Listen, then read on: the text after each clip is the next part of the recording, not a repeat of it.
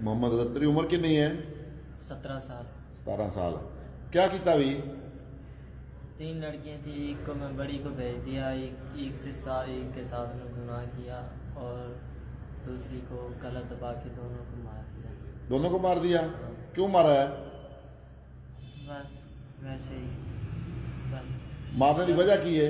गलती होनी, नहीं मारा क्यों है? गलती होनी किवें मारे? कर देना उन्होंने को मारा किवें ही?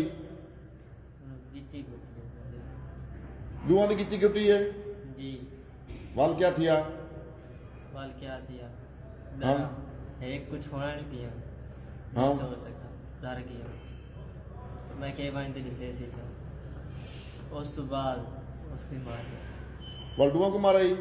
जी ये बयान अपनी मर्जी ना देता पे है? जी। डर तो कोई नहीं तेन कोई कहता नहीं, है? अगर हो सके तो मार के दिया।